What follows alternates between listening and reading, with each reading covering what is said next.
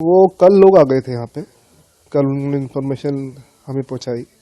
उनके 2 व्यक्ति हमारे पास आए, उनने सब हमारे से जानकारी दी। उसके बाद फिर उन्होंने कहा कि कल हम शायद ये जो इस अस्थि प्रभा का जो प्रबंध है कल करेंगे।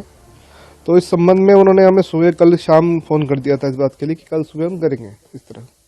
उन्होंने फिर हमें वहाँ पीलीभीत से एक होटल है यहाँ पे, वहाँ पे बुलाया। तो बुला के उन्होंने वहाँ पे हमें ना जो कार्यक्रम था, अस्थि का कार्यक्रम, पिंडदान वगैरह जो कार्यक्रम था उसके लिए सामग्री और सब लेकर हम पहुँचे वहाँ पे। तो उन्होंने हमें वहाँ पे बैठा के कहा कि पहले अस्थि का कार्य कराइए। पूजन वहाँ कराने के बाद उन्होंने हमें कहा कि ना आप हम अस्थियाँ कराएंगे हर की पौड़ी में विसर्जन। लेकिन किन्हीं कारणों से सन्नी जी और बॉबी जी नहीं गए।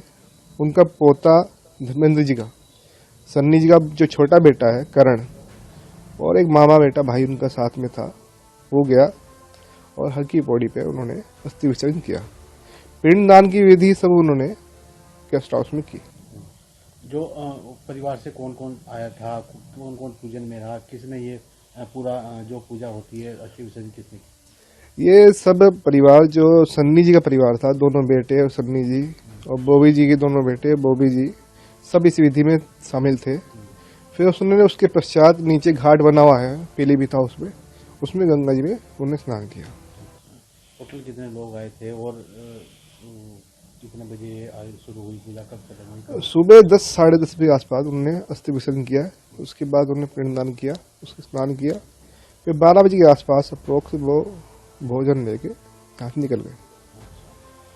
एक भाई खाता होता है जिसमें पूरा रिकॉर्ड होता है, उसमें भी कुछ उन्होंने लिखा है? ये मुख्यतः जो एंट्रियां हैं ना हमारी, ये जनरेशन से चली आ रही हैं। उन्हें भी हमने 8-10 पीढ़ी का रिकॉर्ड दिखाया यहाँ पे।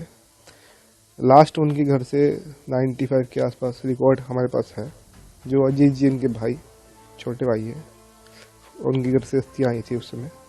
मुझे याद नहीं किसकी आई थी, शायद माता जी की आई थी। लेकिन उन्होंने 8-10 जनरेशन का हमने रिकॉर्ड दिया है। और उन्होंने फिर एंट्री कराई हमसे।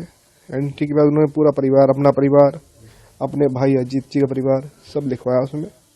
और फिर उसके बाद क्या कारण है कि सारा उन्होंने जो पूजन होता है वो वहीं अंदर ही किया उन्होंने, बिल्कुल एक तरह से गुपचुप तरीके से मीडिया से? उसका पर्सनल रीजन तो मैं जानता नहीं हूँ अच्छी तरह, लेकिन वो कारण सोच रहे थे कि मैं लाइमलाइट से बचूं, मतलब हर किसी की नज़र में ना हूँ।